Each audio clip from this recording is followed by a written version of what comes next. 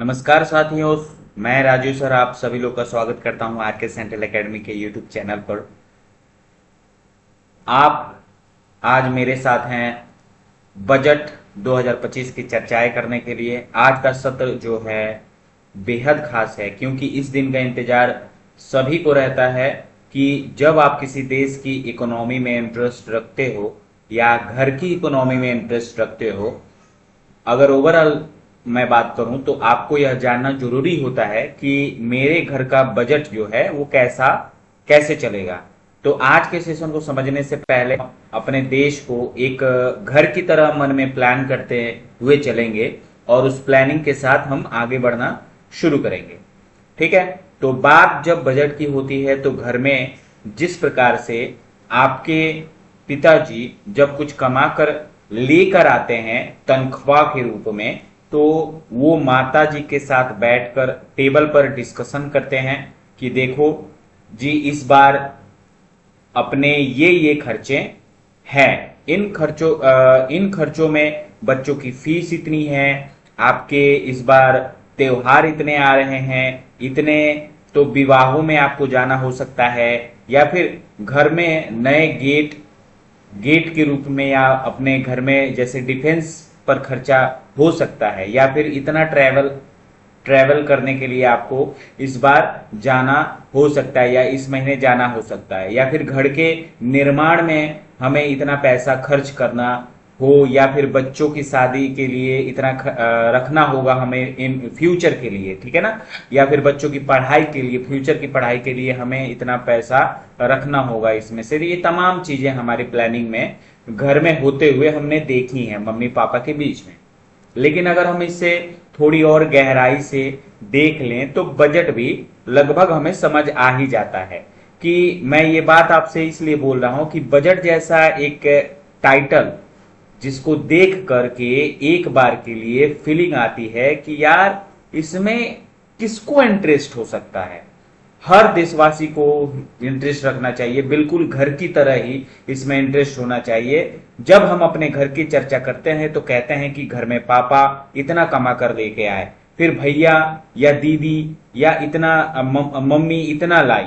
जब सब जो कमा कर लाए, अब इस घर के अंदर इतने खर्चे होंगे और इतना बचा लिया जाएगा, या फिर उन्हें हम आगे किसी चीज पर लगाएंगे, तो एक प्रकार से बजट की जो बात हो वो ध्यान रखिएगा कि इसमें केवल और केवल खर्चे की ही बात नहीं होगी, इसमें आमदनी की भी बात होती है कि जो हमारा पैसा है वो कहां से आया है, तो अल्टीमेटली हम कमा कहां से रहे हैं। अर्थात आज के सेशन में जब आप चर्चा करें तो केवल इसलिए नहीं कि सरकार कितनी अच्छी है, इसने तो इतना सारा पैसा अनाउंस कर दिया, लेकिन याद रखिएगा वो स्मार्टली आपको यह बता गई कि आपसे मैं इतना पैसा वसूल भी कर लूंगी। अर्थात टू वे कम्युनिकेशन होता है सरकार का।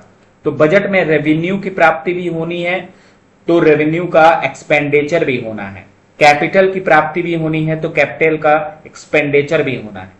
तो चलिए इस क्रोनोलॉजी को समझते हुए आज के सेशन में एंट्री करते हैं। लेकिन हाँ, एक बात और फिर मैं आपको बता दूं कि अर्थशास्त्र में रुचि रखने वाले, यानी इकोनॉमिक्स में रुचि रखने वाले जो भी छात्र हैं या फिर जो भी लोग इस सेशन को देख रहे हैं, कि देश की इकोनॉमी में भी जो भी ऐसे हैं जो देश की इकोनॉमी में भी रुचि रखने वाले हैं, ये बजट को कुछ मिनटों में समझा लिया जाए, जिसको बताने के लिए निर्मला सीतारमण जी ने इतना समय लिया, तो हमारे लिए एक सेशन में खत्म कर पाना इस चीज को मुमकिन नहीं है, बड़ा ही मुश्किल टास्क है। तो आज केवल हम लोग हाईलाइट पर फोकस करेंगे, ठीक है ना। केवल इसके क्रोनोलॉजी को समझेंगे, इसके टर्मिनोलॉजी को समझेंगे कि इसमें जो जो शब्द यूज किए गए हैं वो क्या क्या है। ठीक है, तो आगे एंट्री मारते हैं। और इस बार इस बार का जो बजट है यो यूनियन बजट 2025-26 है। ठीक है ना, वो ये हमारा कौन सा बजट है, यूनियन बजट 2025-26। ठीक है, तो इसका मतलब समझते हैं कि हमारे देश में फाइनेंशियल ईयर्स चलते हैं। ठीक है ना, फाइनेंशियल ईयर मतलब आप 1 अप्रैल से लेकर 31 मार्च तक का एक फाइनेंशियल ईयर पकड़ते हैं। ठीक है ना, जैसे 25-26 का मतलब है कि 1 फरवरी, 1 फरवरी से लेकर 1 फरवरी में जैसे स्टार्ट होता है आपका सेशन, बजट सेशन, तो अगर आप 1 फरवरी से पकड़े तो मतलब 31 मार्च तक, 31 मार्च से लेकर 31 मार्च से लेकर अगले साल 1 अप्रैल तक ये चलता है, ठीक है ना, चलेगा ये जो आपका बजट सेशन है, ये मतलब बजट सेशन नहीं, मतलब इस साल का जो फाइनेंशियल ईयर कहने का मतलब है, ठीक है ना, 1 अप्रैल से 31 मार्च तक जाएगा, ठीक है। अब देखो इसके लिए अब क्या किया जाएगा कि भाई जो इतना 1 साल तक जो पैसा खर्चा करना है सरकार को, तो ये अभी सरकार क्या करती है, 1 महीने पहले से ही क्या करती है, मांगना स्टार्ट कर देती है, ठीक है ना, मांगना स्टार्ट कर देती है। तो असल में बजट में मायने में आप देश में जितना भी पैसा कमा कर रखा गया है, मतलब जैसे टैक्स के रूप में या फिर जिसमें भी रूप में, तो ये पैसा जो फाइनेंस मिनिस्टर होता है वो सरकार से मांगना शुरू कर देती है, ठीक है ना, कि बजट सेशन में इतना बजट हम लोग इस बार इस पे खर्चा कर देंगे, ठीक है ना। तो जो संचित निधि होता है, मतलब सरकार की एक संचित निधि होती है, उसी में सारा जिसको हम कंसोलिडेट फंड ऑफ इंडिया में जाकर जमा होता है, यही जो कंसोलिडेट ऑफ इंडिया में जो गए, तो सरकार जिसको चुनकर आप भेजा है लोकसभा में, निर्मला सीतारमण जी को, ये अंदर प्रस्तुत होकर अपने मंत्री के माध्यम से परमिशन मांगती हैं कि क्या मैं इस फंड में से इतना पैसा निकाल लूं, तो इससे आगे चल के मैं इस पूरे फाइनेंशियल ईयर में जिसे मैं खर्चा करूंगी। तो ये जो चीज है ये एक बिल्कुल घर की तरह है। तो समझिए कि आपके घर में बहुत सारे कार्य, घर के जो मेंबर्स हैं वो पैसा कमा कर लाते हैं, लेकिन आपने कुछ काम के लिए पैसे मांगे, और पैसे मांगने से पहले आपने घर वालों की सहमति ली कि मैं जिनकी आपके घर में चलती है, जैसे कि आपको पेंसिल खरीदना है या कटर खरीदना है तो आपको मम्मी से मांगना होगा। तो ये चीज जो है आप ऐसे ही सरकार के लिए भी है, जो संचित निधि में केवल और केवल सभी का हक नहीं रहता है, वो उस पर पूरा पूरा सरकार का कंट्रोल रहता है, और सरकार से सहमति मांगती है मंत्री, जो फाइनेंशियल मिनिस्टर होता है वो सहमत मतलब परमिशन मांगता है उसको खर्च करने के लिए, ठीक है ना। तो इसलिए हमारी संसद में क्या होता है कि 3 सत्र होता है, एक समझिएगा बजट सेशन होता है, मानसून सेशन होता है और विंटर सेशन होता है। अभी जो है वो मानसून सेशन हम लोग का स्टार्ट हो गया है, तो 1 फरवरी से हमारा बजट सेशन स्टार्ट होता है, और ये सबसे लंबे समय तक चलने वाला होता है, ठीक है ना, अप्रैल तक चलता है, फरवरी मार्च अप्रैल तक, ठीक है ना। तो अभी निर्मला सीतारमण जी ने अपने पूरी क्या हुआ है कि जब निर्मला सीतारमण जी बजट पेश कर रही थी, तो अपने प्रतिनिधि के रूप में हमने भेजा है लोकसभा में, तो वो चर्चा करेंगे कि वो इस पर वोट करेंगे कि क्या हमें वाकई इन्हें ये परमिशन देनी चाहिए या रोक लेनी चाहिए, ठीक है ना। तो ये सरकार डिसाइड करती है, ठीक है। अब देखो है क्या, इसमें हेडलाइन ये बनता है कि इसमें अब जब निर्मला सीतारमण जी जब यूनियन बजट पेश करती हैं, तो अखबारों की हेडलाइन बन जाती है इस बार कि जो भी चीजें हैं किस तरह से इस बार बजट में निर्मला सीतारमण जी वो की हैं। और इस बार जो हाईलाइट पोर्शन था वो बिहार को लेकर था, क्योंकि अगले साल बिहार में चुनाव है। तो एक तरह से कहा जाता है कि उत्तर प्रदेश, बिहार, ये सारे राज्य जो हैं केंद्र में सरकार बनाने के लिए सबसे महत्वपूर्ण राज्य हैं। तो इसलिए अभी जो वर्तमान सरकार है वो बिल्कुल ये कोशिश करती है कि इन राज्यों में इनका प्रतिनिधित्व अधिक रहे, और ये इस चीज को लुभाने के लिए यहाँ पर इसमें काफी ज्यादा खर्चा किया गया राज्य में, बिहार में, ठीक है ना। तो अब देखिएगा, थोड़ा समझिएगा इसको कि ये चीज आप लोग कहोगे कि सर बजट तो हर साल ही आता है, तो इस बार का क्या खास है, इस बार क्या खास है।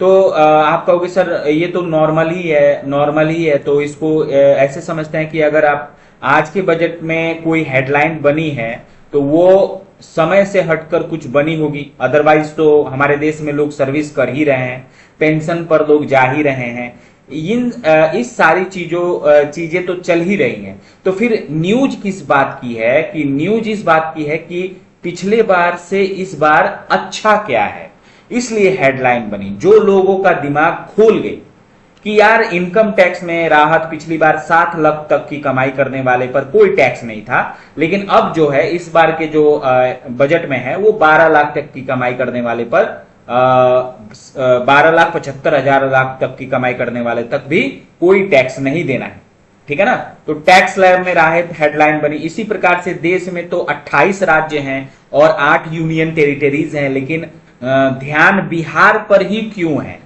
और कोई राज्य नहीं है, या फिर यह इलेक्शन ईयर है तो इसलिए इलेक्शन ईयर बिहार फिर से सुर्खी में है। बिहार सुर्खी में क्यों ना हो, निर्मला सीतारमण जी बकायदे जो हैं वो क्या हुआ कि मधुबनी पेंटिंग जो है मधुबनी पेंटिंग वो करके आई थी, पहन के आई थी आज के इसमें सेशन में, बजट सेशन में, ठीक है। तो मधुबनी पेंटिंग वाली साड़ी पहनकर आई, जो बिहार वालों को भी भैया इलेक्शन है भूल मत जाइएगा, ठीक है ना। नीतीश बाबू को तो पता नहीं, जो वहां के मुख्यमंत्री रहे हैं, तो पार्टियों के साथ अपना व्यवहार बहुत अच्छे रखते ही हैं, लेकिन हम भी अपने साथ हैं, बीजेपी इस बजट के माध्यम से अपना मास्टर कार्ड पेश किया। हम बिहार के बारे में कितना सोचते हैं यह बताने का प्रयास किया निर्मला सीतारमण जी ने। अर्थात जो नीतीश कुमार जी का जो महत्व है वो फिर से एक बार स्थापित हुआ। तो अनाउंसमेंट था, इसका मतलब बिहार इस बार केंद्र क्या है, सेंटर ऑफ अट्रैक्शन था, ठीक है ना। तो ध्यान से समझने की बात यह है कि जो चीजें हर बार होती हैं वो इस बार भी हुई, तो फिर अलग क्या है उसके बारे में शुरुआती चर्चा हुई, लेकिन फिर भी बजट क्या है इस बारे में बात की जाए तो बजट एक अंग्रेजी शब्द है, ठीक है ना। बजट जो है वो एक अंग्रेजी शब्द है जो कि बोगेट से लिया गया है और जिसकी उत्पत्ति जो है फ्रेंच शब्द बोगेट से ही हुई है, ठीक है ना। बोगेट शब्द का अर्थ होता है बोग, यानी जिसका अर्थ होता है चमड़े का बैग होता है। देखिए इनके हाथ में एक चमड़े का बैग से बना हुआ वो रहता है। पहले ये क्या होता था कि एक सूटकेस में आता था, अब आईपैड में आ रहा है, ठीक है ना। तो चमड़े के बैग के रूप में निकल कर आया, लेकिन यह वही अपभ्रंश शब्द है जो लगातार चलता आ रहा है। तो पहले ऐसा ही था कि सरकार अपनी आय और व्यय का लेखा जोखा रखने के लिए उसे बजट कहा जाता था। धीरे धीरे उस समय के साथ आय और व्यय के लेखा जोखा को एक पेटी में पैक करके लाया जाता था। समय बदलता चला गया, आजकल तो आईपैड में से बजट पढ़ा जाता है। तो निर्मला सीतारमण जी ने टैब से ही बजट पढ़ा, पिछली बार भी वो टैब से पढ़ रही थे, ठीक है ना। याद रखिएगा यह जो बजट है वो भारत में कोई पहली बार नहीं आ रहा है। निर्मला सीतारमण जी इस बजट को 8वीं बार पेश कर रही हैं, ठीक है ना। जो जेम्स विलियमसन थे, ठीक है ना, जेम्स विलियमसन थे जो भारत के 1947 से पहले ये भारत का पहला बजट जो है 7 अप्रैल 1860 को घोषित किया गया था। ईस्ट इंडिया कंपनी के जेम्स विलियमसन ने इसे ब्रिटिश क्राउन के सामने प्रस्तुत किया था, ठीक है ना। और 1947 को स्वतंत्र भारत का पहला केंद्रीय बजट प्रस्तुत किया गया था। दैट मीन्स हमारे पास बजट से जुड़ी हुई बहुत सारी कहानियां और किस्से हैं। बहरहाल आगे बढ़ते हैं। हमारे पिताजी हर बार आकर के यह नहीं कहते हैं कि बच्चों मैं इस बार की तनख्वाह से आप लोगों के लिए यह सब करूंगा। कई बार वो यह भी टेंशन में आते हैं कि एडमिशन का मंथ है तो इस बार तो बच्चों की स्कूल की फीस देनी पड़ेगी। ये तमाम प्रकार के उनके मन में एक्स्ट्रा खर्चे चल रहे होते हैं। इसका मतलब बजट हर बार आपकी खुशहाली के लिए ही हो ये जरूरी नहीं है। एग्जैक्टली सरकार भी बजट को कई तरह से प्रस्तुत करती है। जैसे कई बार संतुलित बजट की हाँ आपके लिए कुछ रखा है और कुछ आपसे लिया है। कई बार बड़ा असंतुलित बजट हो सकता है कि आपसे कमा बहुत सारा सरकार ले रही है, लेकिन आपके नाम पर खर्चा बहुत कम कर रही है। तो वो कमाई का बजट बने तो अगर सरकार के कमाई का बजट बनता है तो वो सरप्लस बजट जो है घाटे का बजट, सरप्लस बजट बनता है, और जब घाटे का बजट बनता है तो उसे डेफिसिट बजट जनरली माना जाता है कि सरकार आप कमाने के लिए बिल्कुल नहीं हो, समय निकालकर हम पर खर्चा करो, और जब हम पर खर्चा करते हो तो इसी को ही आप क्या कर रहे हो, घाटे का बजट कर रहे हो। मतलब कहने का मतलब, इनिशियली कहने का मतलब यह है कि जो जो आप, जैसे सरकार ज्यादा कमा रही है, कम खर्चा कमा कम रही है और खर्चा ज्यादा कर दे रही है उल जुलूल योजनाओं पर, तो वहां पर क्या होता है, वो डेफिसिट यानी घाटे का बजट कहलाता है। ठीक है ना। तो टाइप्स ऑफ बजट में हम जैसे कि कई जानकार और अर्थशास्त्र जो है ना, बजट का वर्गीकरण कई अन्य तरीके से भी करते हैं, लेकिन जनरली हम बात करें तो निम्न कैटेगरी में बांटते हैं हम लोग इसको: संतुलित बजट, असंतुलित बजट, सरप्लस बजट और डेफिसिट बजट। ठीक है ना। ठीक है, ये चार तरीके से हम लोग वो करते हैं। इसमें हम अंतरिम बजट और पूर्ण बजट में भी विभाजित कर सकते हैं इस बजट को। ठीक है ना।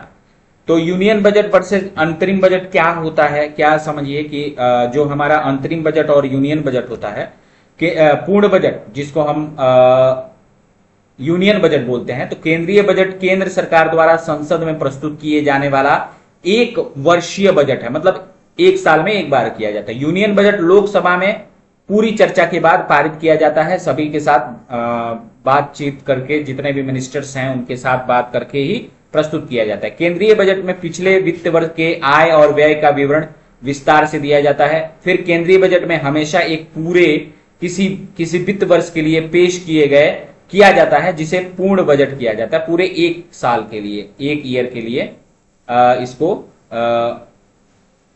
प्रस्तुत किया जाता है। लेकिन अंतरिम बजट क्या होता है, आम चुनाव से ठीक पहले, जैसे कि पिछले साल आम चुनाव था, उससे पहले अंतरिम बजट पेश किया गया। अंतरिम बजट को संसद में बिना किसी चर्चा के पेश किया जाता है, जिसे वोट ऑन अकाउंट्स भी कहा जाता है। अंतरिम बजट में पिछले वित्तीय वर्ष के आय और व्यय का सामान्य विवरण पेश किया जाता है, पूरे डिटेल में नहीं रहता है। यह केवल सरकार की आवश्यक सेवाओं को जारी रखने के लिए पेश किया जाता है। ठीक है। और अंतरिम बजट में किसी भी प्रकार का कोई नई योजनाओं की घोषणा नहीं होती है। अगर योजना की घोषणा होती है तो ये क्या कहा जाता है कि मतलब जैसे कि सरकार अपनी सरकार बचाने के लिए लुभावने ये दे रही है, तो ये चीज हमारे संविधान के खिलाफ होता है। तो इसमें कोई भी योजना सरकार नहीं निकालती है। योजना कोई भी निकलती है तो वो पूर्ण बजट में ही निकलती है। ठीक है। तो पूर्ण बजट में और कर क्या क्या होता है, केंद्रीय बजट में सरकार की ओर से कई नई योजनाओं की घोषणा भी की जाती है और इसके लिए फंड भी निर्धारित किया जाता है। फिर केंद्रीय बजट के दो अलग अलग भाग होते हैं। इनमें से एक सरकार के खर्चों के बारे में होता है, वही दूसरा भाग सरकार द्वारा विभिन्न उपयोगों के माध्यम से धन जुटाने की योजना पर आधारित होता है।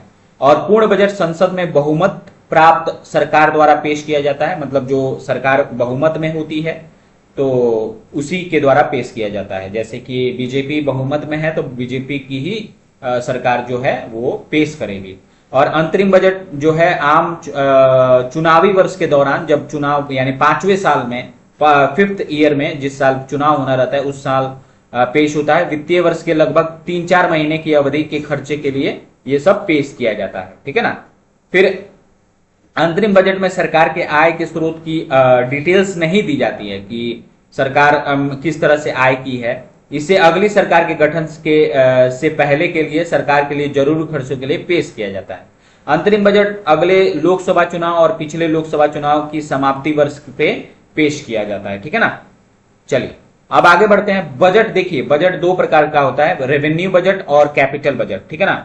तो आप जानते हो कि यहां पर टर्मिनोलॉजी को समझिएगा, जितने भी टर्मिनोलॉजी यहां पर दिया जाता है, मैंने इस सेशन में आप लोगों को बताया है, इस चीज को समझिएगा। ठीक है ना। तो क्या होगा कि यहां पर रेवेन्यू बजट और कैपिटल बजट होता है दो तरह का। ठीक है। और इस रेवेन्यू बजट में रेवेन्यू रिसिप्ट होती हैं और रेवेन्यू एक्सपेंडिचर होता है। मतलब इस रेवेन्यू बजट में सरकार कैसे कमा रही है और कैसे खर्चा कर रही है, फिर कैपिटल में कैसे ये खर्चा कर रही है और कैसे कमा रही है और कैसे खर्चा कर रही है, इस पे भी चीजें आती हैं। मतलब सरकार कई तरीकों से हमसे कमाती है और कई रूप में ये खर्चा भी करती है। ठीक है ना। तो ये चीज समझिएगा। तो बजट की चर्चा अगर करें तो रेवेन्यू बजट को एकदम इस तरह से समझिएगा कि रिकरिंग से याद रखिएगा। रेवेन्यू बजट को रिकरिंग, रिकरिंग मतलब बार बार, बार बार जो खर्चा होता है उसी को बोलते हैं रेवेन्यू बजट, ठीक है ना। जो हर साल हर महीने की फ्रीक्वेंसी से होने वाला, बारंबारता से होने वाला चीज। अब हमको हम और आसान करते हैं इसको कि पिताजी घर पर पैसा कमा कर लाए तो हर महीने लाते हैं, तनख्वाह के रूप में लाते हैं, तो उसे आप रेवेन्यू रिसिप्ट कर सकते, रेवेन्यू रिसिप्ट बोल सकते हो। यानी ये जो तनख्वाह है, जो सैलरी है वो आपका क्या हो गया, रेवेन्यू रिसिप्ट हो गया। यानी जो हर महीने आएगा, ठीक है ना। तो हर महीने आ रहा है, लगातार आ रहा है रेवेन्यू रिसिप्ट। और आपके पिताजी की तरह आपके नल के बिल, जैसे रेवेन्यू रिसिप्ट के ही जैसे जैसे सैलरी आपका आ रहा है हर महीने, वैसे ही आपका दूध का बिल, गैस का बिल, ठीक है ना, इन सब का जो बिल है, ये सारा टेलीफोन बिल, ये सारा भी आपका क्या हो गया, हर महीने हो गया। तो उसको क्या होगा, ये क्या हो गया, आपका रेवेन्यू एक्सपेंडिचर हो गया। जो बिल होता है, मंथली बिल होता है वो आपको रेवेन्यू एक्सपेंडिचर में हो गया, ठीक है ना। यानी कि वो सारी चीजें जो मंथली यानी मंथ ऑन मंथ हो रही हैं, रिकरिंग बेसिस पर हो रही हैं, उन्हें आप रेवेन्यू में डालते हो। उन्हें आप किस में डालते हो, रेवेन्यू में डालते हो, ठीक है ना। और जब आप कैपिटल की बात करते हो तो जिस पैसे से आपको एक बार में धन प्राप्त हो गया, मतलब एक बार में, जैसे आपको कैपिटल रिसिप्ट में कैसे हो गया कि जैसे कि एक बार में धन प्राप्त हो गया। जैसे आप समझ लो कि पिताजी ने एक प्लॉट बेच दिया, आपके एक जमीन बेच दी, तो अब वो जमीन बिक गई, तो हर बार तो बिकेगी नहीं, एक बार बिक गई तो आपको वो पैसा मिल गया। तो यानी आपने कोई भी चीज बेच दिया, कोई भी आपका एसेट्स बेच दिया, बेच कर पैसा कमा लिया, तो वो आपके कैपिटल रिसिप्ट में आता है, ठीक है ना। तो हर बार तो जैसे इसको भी ऐसे भी समझिएगा जैसे कि आपके घर में सोना था, सोना आपने बेच दिया, तो उससे जो पैसा मिला वो आपका कैपिटल रिसिप्ट हो गया, ठीक है ना। तो ये हो गया। तो अब क्या होता है कि कभी कभार ऐसा भी होता है कि देश में हर बार डिसइन्वेस्टमेंट हो जाता है, ठीक है ना। तो डिसइन्वेस्टमेंट कभी कभार होता है, तो कभी कभार होता है, तो ये जरूरी नहीं है कि हर बार होगा। तो उसमें वो क्या, किसमें आ जाएगा, कैपिटल एक्सपेंडिचर में आ गया। मतलब मान लीजिए किसी योजना में सरकार ने खर्चा कर दिया, अब अगली बार उस योजना में वो खर्चा नहीं करेगी, तो वो उसका सरकार का क्या हो गया, कैपिटल एक्सपेंडिचर हो गया, ठीक है। तो कैपिटल से प्राप्त पैसा का रिकरिंग होना आवश्यक नहीं है, इसलिए प्राप्त सरकार जो है पैसा दो जगह से करती है और दो जगह खर्च भी करती है। अर्थात जिस प्रकार से सैलरी हर महीने प्राप्त होती है, ऐसे ही सरकार ने कुछ हिस्से ऐसे रखे हैं जिन्हें वो बेचती रहेगी, लेकिन वो रिकरिंग नहीं होंगे। तो आप इसे डिसइन्वेस्टमेंट में जानते हैं, या फिर इसे 4G टाइप के स्पेक्ट्रम सरकार देती है, या फिर जिस तरह खदानों के लाइसेंस देती है, कोल माइंस का लाइसेंस देती है, इस बार का आपको दे दिया, तो हर बार ये आपको लाइसेंस देगी नहीं, तो एक ही बार का हो गया, ठीक है ना। तो ये कैपिटल रिसिप्ट में काउंट होता है। तो इसकी भी डिटेलिंग बहुत अच्छे से करेंगे, लेकिन फिर भी क्योंकि बजट में के दो चीजें हैं जो समझना जरूरी है, इसलिए आय का मोटा मोटी दो चीजें आय के लिए वो है रेवेन्यू रिसिप्ट और कैपिटल। ऐसे ही सरकार के खर्चे के लिए दो बड़ी चीजें हैं, इनमें से एक है रेवेन्यू एक्सपेंडिचर और आपका रेवेन्यू रिसिप्ट, ठीक है ना। ये बहुत जरूरी चीज है, यही सबसे मेन चीज है, ठीक है। सरकार इसी तरह से खर्चा करती है, ठीक है। आगे बढ़ते हैं। अब देखो यहां लिखा है कि केंद्रीय बजट को दो हिस्से में बांटा गया, रेवेन्यू बजट और कैपिटल बजट। रेवेन्यू बजट मैंने आपको बता ही दिया, ठीक है ना, नॉन टैक्स रेवेन्यू से होने वाली कमाई है, ठीक है ना। और कैपिटल बजट क्या होता है, पूंजी बजट होता है। इसमें सरकार की कैपिटल रिसिप्ट या पूंजीगत प्राप्तियां और उसकी ओर से किए गए भुगतान शामिल होते हैं। बॉन्ड होते हैं, बॉन्ड के रूप में विदेशी सरकार और भारतीय रिजर्व बैंक से लिए गए लोन का विवरण होता है इसमें, ठीक है ना। तो इसमें क्या होता है, इसमें एक चीज समझिएगा, सरकार को राजकोषीय घाटा तब होता है जब सरकार का कुल खर्चा, मतलब अगर कुल खर्चा उसकी कुल कमाई से ज्यादा हो जाता है। मतलब समझ रहे हो ना कि अगर सरकार कम रही है और खर्चा ज्यादा कर दी, तो वो क्या हो गया, उसका घाटा हो गया, ठीक है। तो अब समझिएगा, बजट जो है हमारे एक संविधान का एक वो है, भाग है। बजट आर्टिकल क्या कहता है आपसे?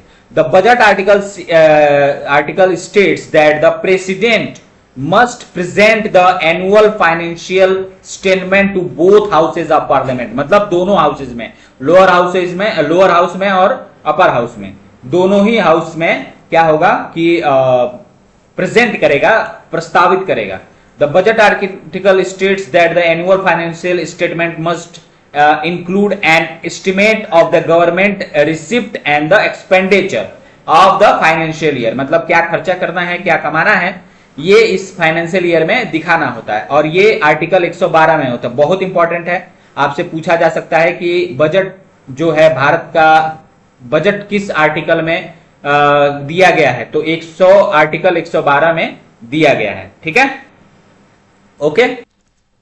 तो आइए बजट के अंदर एंट्री मारते हैं। निर्मला सीतारमण जी ने इस बार 8वीं बार बजट पेश किया। मोदी सरकार चल रही थी और ऐसे में मोदी सरकार 3.0 का पहला बजट था, वो भी पूर्ण बजट था, पहला पूर्ण बजट। इससे पहले जो बजट आए थे उनके उसके बाद का यह पहला 2025 का पहला पूर्ण बजट है। इससे पहले निर्मला सीतारमण जी 5 पूर्ण और 2 अंतरिम बजट पेश कर चुकी हैं। इस बार के बजट में जो बात हुई वो बातें सिलसिलेवार कुछ यूं है कि सबसे पहले जब आप जा रहे हैं बजट पेश करने, तो बिल्कुल ऐसे समझिए हमारा देश एक परिवार है। तो उस परिवार की मुखिया जो हमारी हैं, हमारी राष्ट्रपति जी हैं द्रौपदी मुर्मू जी, वो एक सिपाही से कहती हैं कि जाओ और बता कर आओ और परमिशन भी लेकर आओ कि हम कहां से कमाने वाले हैं और कहां खर्चा करने वाले हैं।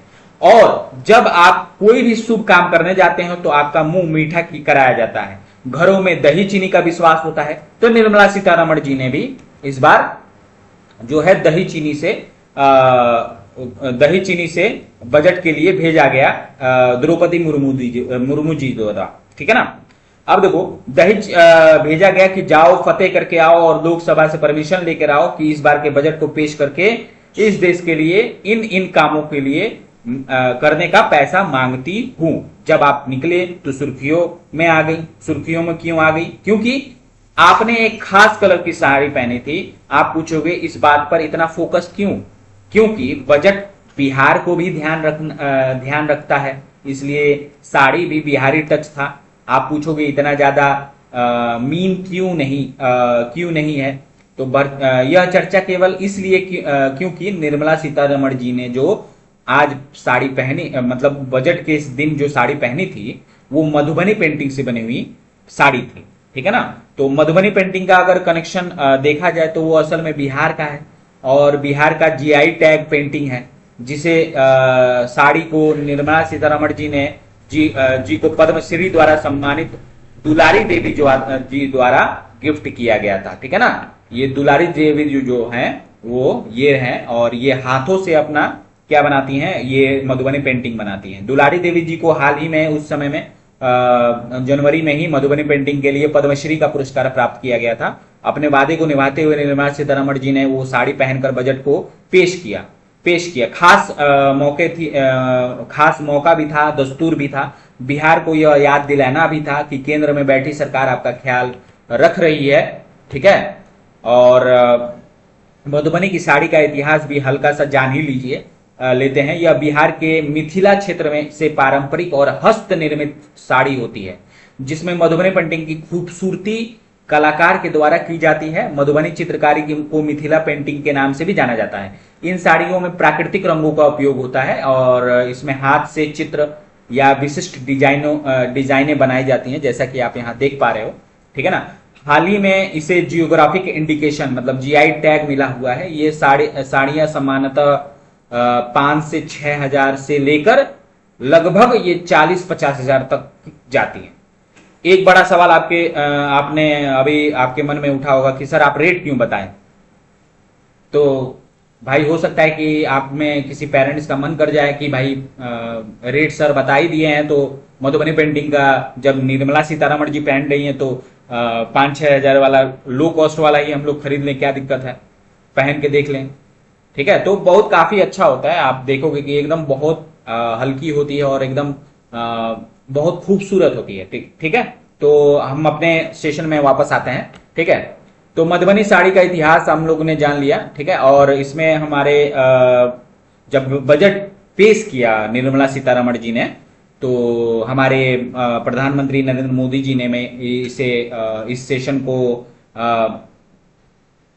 कवर किया और इस बजट की तारीफ भी की। ठीक है ना। इसमें प्रधानमंत्री हाल ही में बताए कि कहा कि इस बार का सत्र शुरू हो रहा है तो पहली बार है कि कोई विपक्ष के पास कोई हंगामा का मुद्दा ही नहीं है। जनरली वो संसद की गतिविधियों से में बाहर की भूमिका की तरफ इशारा कर रहे थे। क्या इनडायरेक्टली मोदी जी, क्योंकि उस समय में हमारा जो है अमेरिका में चुनाव भी होने वाला था और ट्रंप को धन्यवाद भी दे रहे थे कि भाई ट्रंप इस बार आ गए हैं तो बाहर से मुद्दे नहीं आने चाहिए भाई, अगर आप अमेरिका के राष्ट्रपति बनते हैं। वैसे तो बन ही गए, फिर बाद में बनने के बाद तो काफी ज्यादा कंट्रोवर्सी में आ गए, क्योंकि बनने के बाद उल्टा ही हो गया इस बार। इतना ज्यादा टैरिफ लगा दिया कि भारत तो वैसे ही परेशान हो गया। ठीक है ना। फिर उसके बाद से ऑपरेशन सिंदूर में बीच में कूद के अपने मियाँ मिट्ठू बनने लगे कि भाई हमने मध्यस्थता करवाई। फिर G7 में जाकर नरेंद्र मोदी जी ने ये मीडिया के सामने बताया कि नहीं, मध्यस्थता किसी ने भी नहीं किया, पाकिस्तान ने सबसे पहले सीज फायर किया। तो ये चीजें बाद की बातें हैं।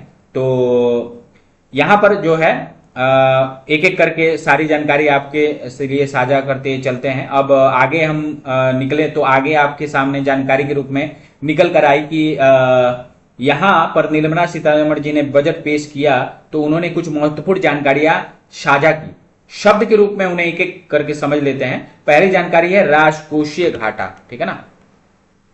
यहां पर जो है राजकोषीय घाटा क्या है, यहां पर जब उन्होंने जो कहा जाता है कि जब निर्मला सीतारमण जी बजट पेश कर रहे थे तो उस समय कुंभ का समय चल रहा था। तो कुंभ के समय में बहुत ही अव्यवस्था देखी गई, जिसको लेकर पूर्व उत्तर प्रदेश के पूर्व मुख्यमंत्री श्री अखिलेश्वर यादव जी ने संसद भवन को छोड़कर चले गए। फिर उसके बाद से 5 मिनट के बाद वो फिर पुनः वापस लौट आए, क्योंकि सभी के मौजूदगी में ही यह बजट पेश करना था, इसलिए ऐसा हुआ।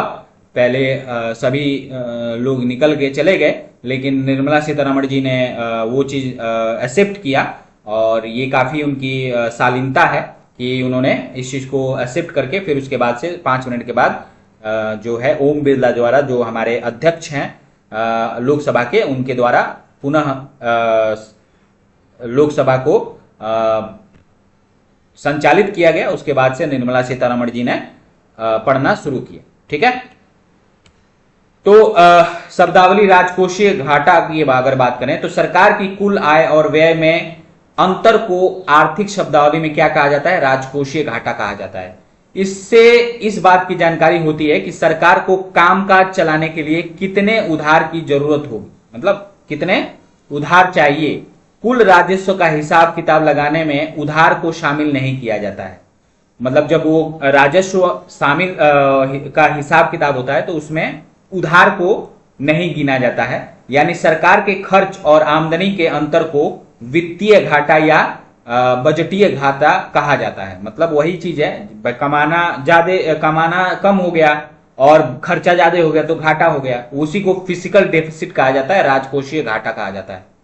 अगर हम बात करें चालू खाता घाटा यानी करेंट अकाउंट डेफिसिट की बात करें तो जब किसी देश की वस्तुओं, सेवाओं और ट्रांसफर का आयात और इनके निर्यात से ज्यादा हो जाता है। मतलब आयात, अगर हम बहुत दूसरे देशों से आयात बहुत ज्यादा कर दिए और निर्यात कम कर दिए, ठीक है, तो इससे क्या होता है, तब चालू खाता घाटा की स्थिति पैदा होती है। यानी जब भारत में बनी चीजें, मतलब भारत में जो भी चीजें बनती हैं और सेवाओं का बाहर निर्यात होता है तो इससे भुगतान हासिल होता है। मतलब जो बाहर के लोग इसको यूज करेंगे तो जो पैसा पे करेंगे वो मतलब इनिशियली भारत में ही आता है।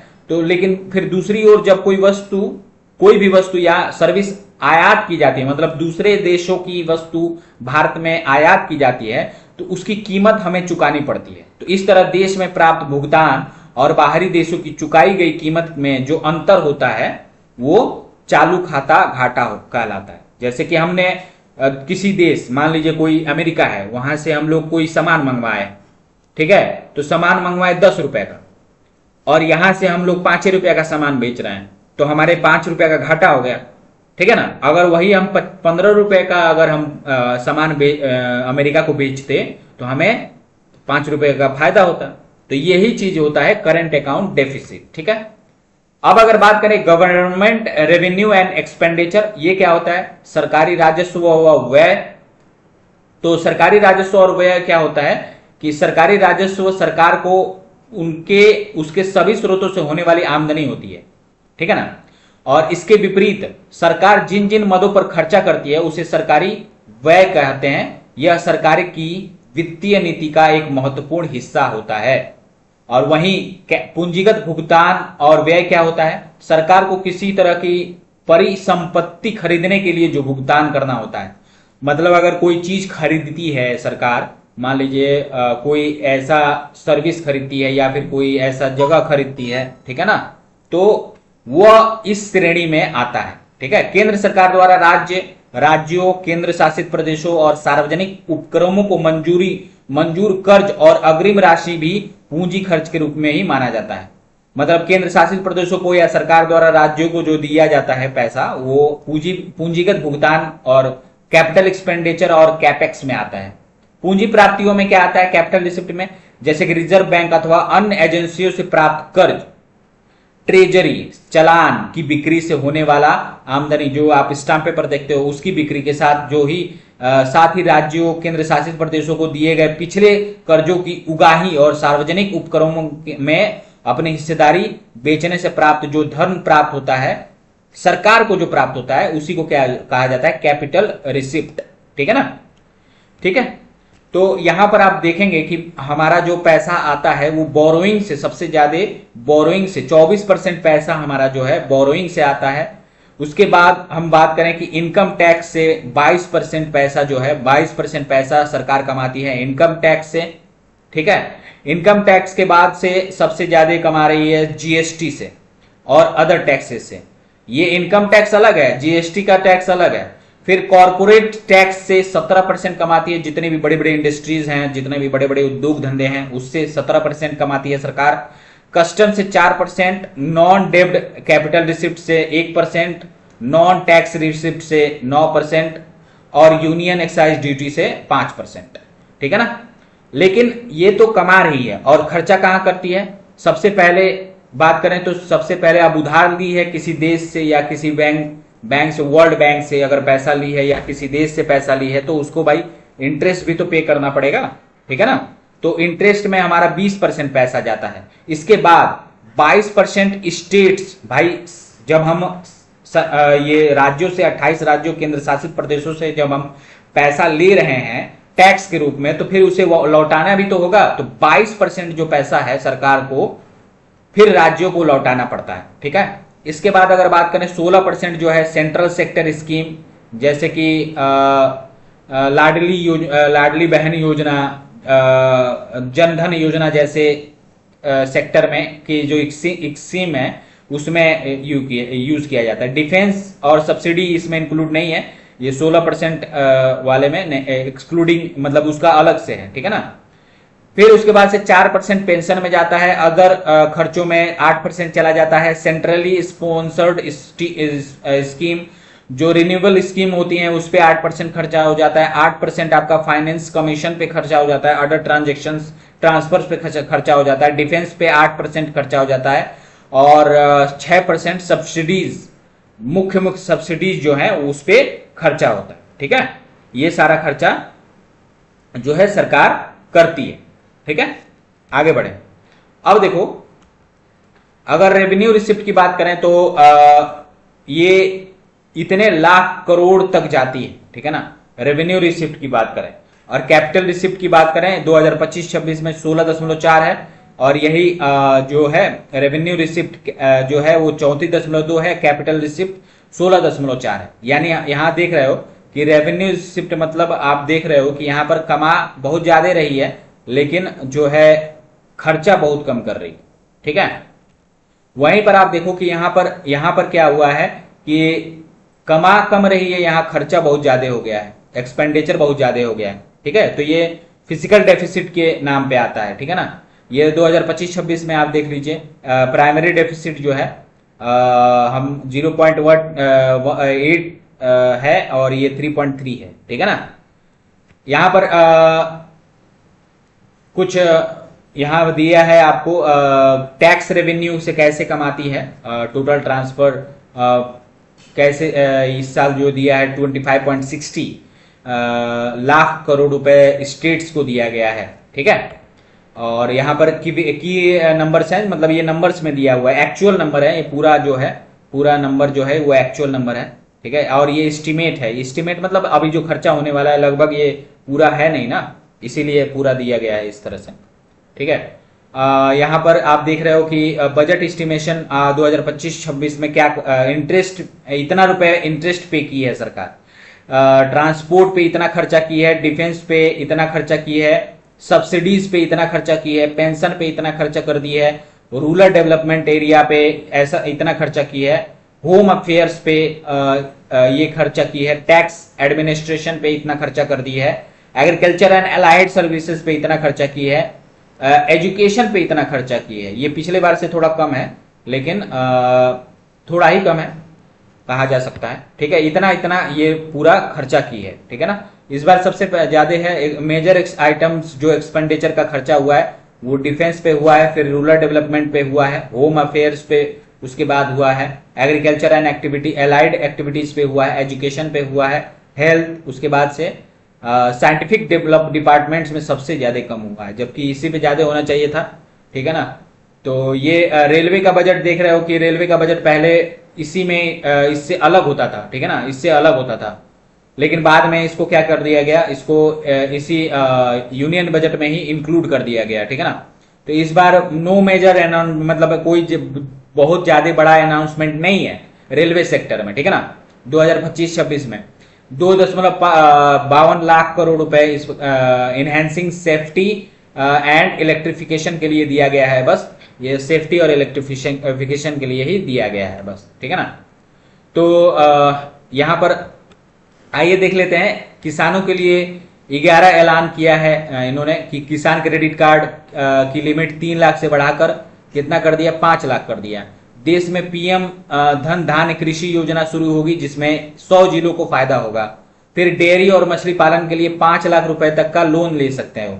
समुद्री उत्पादन सस्ते होंगे, कस्टम ड्यूटी 30% से घटाकर 5% कर दी गई। मतलब अब समुद्र से जो भी माल आएगा उस पर 30% कस्टम ड्यूटी कम करके 5% कर दी गई। अंडमान निकोबार और गहरे समुद्र में मछली पकड़ने को बढ़ावा मिलेगा। बिहार के किसानों को मदद के लिए मखाना बोर्ड का गठन किया गया। मखाना जो आप लोग खाते हो ना, मखाना लावा ये सब, इसके लिए एक मखाना बोर्ड का किया जाता है क्योंकि बिहार सबसे बड़ा एक्सपोर्टर है ये मखाना का। मिथिलांचल और पश्चिम कोसी नहर परियोजना शुरू होगी। 50,000 हेक्टेयर क्षेत्र में किसान को फायदा होगा। जो कोसी नदी है बिहार का शोक कहा जाने वाला जो नदी है, जिसके वजह से आधा बिहार बाढ़ग्रस्त रहता है, तो उसके लिए इन्होंने एक परियोजना, नहर परियोजना शुरू की है ताकि जो किसान एक तरफ का किसान पूरी तरीके से फसल की बर्बादी हो जाती थी उसको नहर से कनेक्ट कर दिया जाए ताकि उसको खेती में मदद मिले। दालों में आत्मनिर्भरता हासिल करने के लिए 6 साल का मिशन किया गया है। फिर पोस्ट पेमेंट बैंक सर्विस ग्रामीण योजनाओं में बढ़ाई जाएगी। कपास उत्पादन के लिए 5 साल की कार्य योजना और प्रोडक्शन मार्केटिंग पर फोकस किया जाए है। और असम के नामरूप में नया यूरिया प्लांट लगेगा। मतलब नामरूप एक जगह है असम में, वहां एक यूरिया प्लांट बैठाया जाएगा। व्यापारी को लिए क्या है, क्या क्या अनाउंसमेंट किया है। एमएसएमई के लिए लोन गारंटी लिमिटेड को बढ़ाकर 5 लाख से 10 करोड़ 5 करोड़ से 10 करोड़ कर दिया गया। अब बिजनेस करने के लिए आपको 5 करोड़ से बढ़ाकर 10 करोड़ कर दिया गया। सोशल वेलफेयर सरचार्ज हटाने का प्रस्ताव कर दिया गया है। 7 टैरिफ रेट हटेंगे, जो कि मान लीजिए कोई बिजनेसमैन है, अगर वो बाहर से कोई चीज मंगाता है तो उस पर टैरिफ कम लगेगा। दूसरे देश टैक्स लगाते हैं, वही होता है। अब देश में 8 टैरिफ रेट ही रह जाएंगे। पहले लगभग 15 थे, तो अब केवल और केवल 8 ही रह जाएंगे। ग्लोबल कैपेबिलिटी सेक्टर टीयर 2 शहरों में बनाए जाएंगे। देश को खिलौना उत्पादन का ग्लोबल हब बनाने के लिए राष्ट्रीय योजना बनेगी। नई लेदर स्कीम में 22 लाख लोगों को रोजगार मिलेगा। लेदर के लिए जो किया गया है इंडस्ट्री में, लेदर इंडस्ट्री में रेवोल्यूशन के लिए किया गया है। बिहार में national institute of food technology बनेगा, ठीक है ना, national institute of food technology बनाई जाएगी। सूक्ष्म उद्यमों के लिए 5 लाख रुपए की लिमिट वाले कस्टमाइज्ड क्रेडिट कार्ड जारी होंगे। पहले 10 वर्ष के लिए 10 लाख कस्टमाइज्ड क्रेडिट कार्ड जारी किए जाएंगे, मतलब जो पहले साल 10 लाख किए जाएंगे, उसके बाद से इसकी संख्या बढ़ाई जाएगी। शहरी स्ट्रीट वेंडर्स के लिए पीएम स्वनिधि स्कीम को की लोन लिमिट बढ़ाकर 30,000 रुपए कर दी गई, मतलब जो ठेला लगाते हैं उनकी जो लिमिट है वो 30,000 रुपए कर दी गई है, ठीक है ना। अब इसमें सबसे इंपॉर्टेंट बात है यूनियन बजट 2025 टैक्स रिफॉर्म में, मतलब टैक्स स्लैब में क्या क्या वो दिया गया, छूट दिया गया, ठीक है, क्या क्या छूट दिया गया। तो अगर बात करें new tax income tax bill में अगर हम बात करें तो यूनियन बजट 2025 में इसमें निर्मला की है, कवर की है।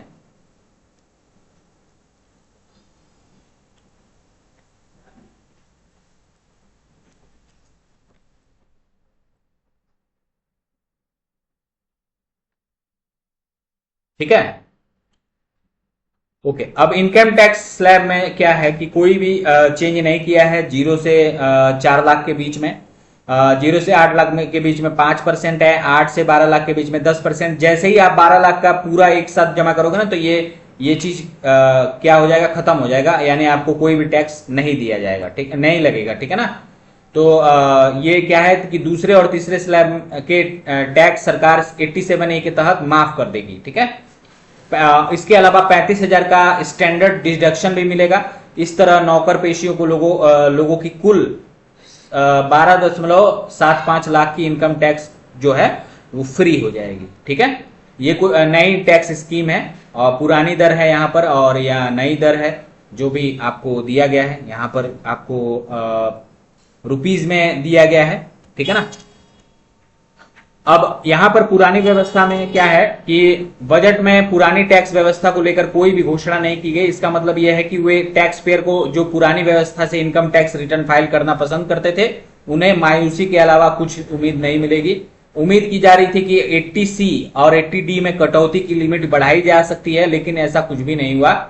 पुरानी व्यवस्था में जो है वही चीज यहां पर उन्होंने जारी रखा है, ठीक है। कब कब बढ़ाई गई छूट सीमाएं, तो 2005 में 1 लाख तक कोई टैक्स नहीं देना पड़ता था। फिर 2012 में 2 लाख तक कोई भी टैक्स नहीं देना पड़ता था। 2014 में 2.5 लाख तक कर दिया गया, 2019 में 5 लाख, 2023 में 7 लाख और आज के समय में 2025 में 12 लाख तक, ठीक है।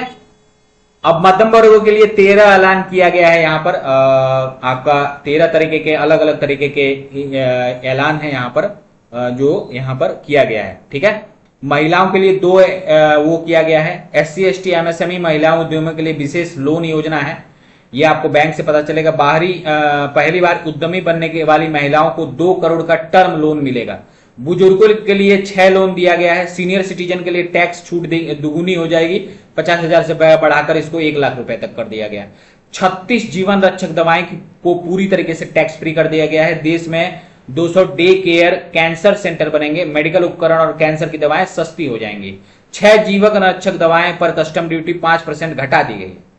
13 मरीज सहायता कार्यक्रम बेसिक कस्टम ड्यूटी से बाहर हो गए, ठीक है।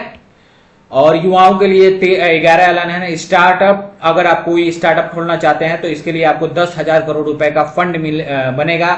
500 करोड़ रुपए का 3 AI artificial intelligence excellence centre बनेंगे। मेडिकल एजुकेशन में अगले 5 साल में 75,000 सीट बढ़ाई जाएंगी, ठीक है ना।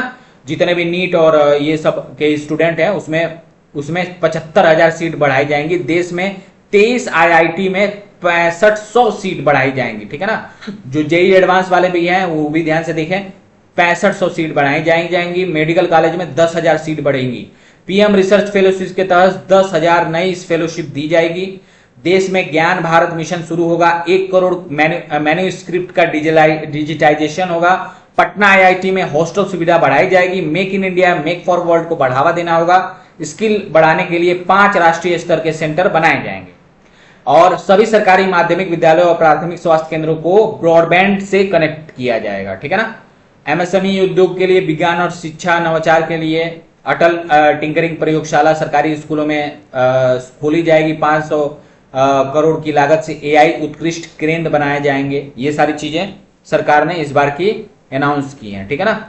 तो ये इससे क्या सस्ता होगा, क्या मतलब किसके दाम बढ़ेंगे, ये भी यहां पर दिया गया है कि इंटरेक्टिव फ्लैट पैनल का जो है कस्टम ड्यूटी 10% बढ़ाकर 20% कर दिया गया। यही महंगा होगा, बाकी सब क्या होगा, सस्ता हो जाएगा। जैसे कि आपका जीवन रक्षा दवाएं हो गई, इलेक्ट्रॉनिक सामान हो गए, इलेक्ट्रिकल व्हीकल हो गए, मोबाइल फोन हो गए, ship manufacturing, footwear, furniture, handbag, critical minerals, ये सारे। ठीक है। एआई के बारे में भी निर्मला सीतारमण जी ने बात किया। ठीक है ना, जिसमें इन्होंने एआई शब्द का प्रयोग किया, आर्टिफिशियल इंटेलिजेंस का भी उपयोग किया, जिसमें इसका मतलब ये चीज जाना गया कि भविष्य में आर्टिफिशियल इंटेलिजेंस का काफी जो है स्कोप है। ठीक है। तो इसमें नरेंद्र मोदी जी ने हम बोला कि आमतौर पर बजट का फोकस इस बात पर रहता है कि सरकार का खजाना कैसे भरेगा, लेकिन ये बजट जो है उसके उल्टा है, जिसमें जिक्र है देश के लोगों को जेब कैसे भरेगी। ये अलग अलग लोगों का अलग अलग कहना है। जैसे ही ये चीज बजट पेश हुआ तो इंटरनेट पे मीम्स की बाढ़ आ गई, जिसमें कई सारा जो है कहा जाए कि इसमें 537 टाइम्स निर्मला सीतारमण जी ने बिहार शब्द का उपयोग किया। ठीक है ना। तो इसको इस तरह से लोग देख रहे हैं कि ये यूनियन बजट ना होकर बिहार का बजट सबसे ज्यादा है। ठीक है। कि बिहार के यूनियन बजट में जैसे ही ऐसे निर्मला सीतारमण जी जहां से गुजर रही हैं वहां डेवलपमेंट ही डेवलपमेंट हो रहा है, और अदर स्टेट क्या है, ऐसे टका सा मुंह लेकर देख रहे हैं कि भाई हमारा क्या, हमारे ऊपर भी ध्यान दिया जाए। ठीक है। तो उम्मीद करते हैं ये आपका जो बजट सेशन है आपको काफी अच्छा लगा हो।